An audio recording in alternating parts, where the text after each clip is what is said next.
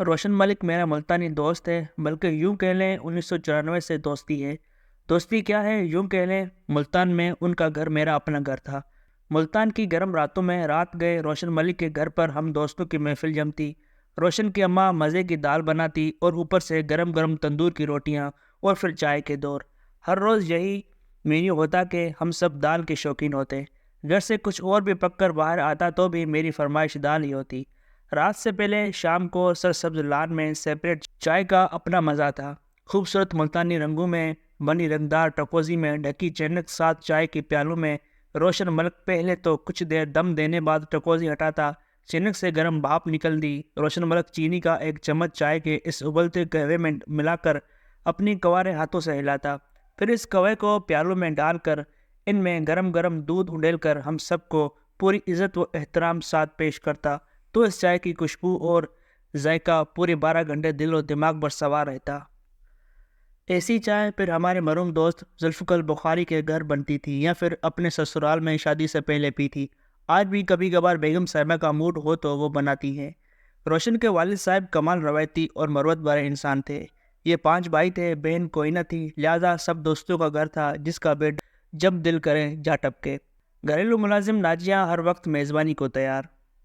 روایتی ملتانی حویلی میں رنگدار چارپائیاں رکھی ہوتی، خوبصورت تکیے سرانے تو رنگیلے گیس قدموں کی طرف ترتیب سے رکھے ہوتے۔ ملازمین نے صفائی بعد گرمیوں میں پانی کا فرش پر ترکاو کیا ہوتا، ساتھ صاف ستھرا باغ، پھر سبز لان اور پھر ہم دوستوں کی رات گئے تک محفلیں۔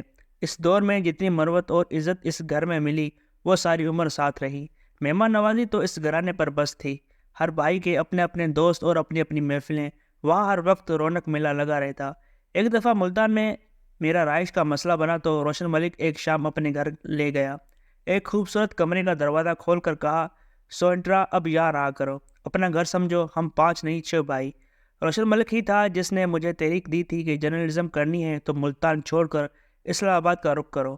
پہلی دفعہ سوچا واقعی، ورنہ بڑے بڑے نیک لوگ تو پوری دنیا سے ملتان آ بسے تھے۔ ملتان اور ملتانی دوست بھلا کون کافر چھوڑتا۔ میرے بعد روشن خود ملتان سے اسلام آباد شفٹ ہوا۔ ہم دونوں اکٹھے اسلام آباد رہے اور پھر روشن امریکہ 2005 میں شفٹ ہوا۔ روشن ایک باکمال انسان ہے۔ اس سے بھی ایک زندگی کا اہم سبق سیکھا جو عمر بھر کام آیا۔ روشن ملک پر پورا ایک باب میری نئی کتاب میں شامل ہے، جو ان 30 غیر معمولی کرداروں پر مشتمل ہے جنہوں نے میری زندگی پر اثر چھوڑے، جن سے میں نے کچھ سیکھا، جن سے متاثر ہوا۔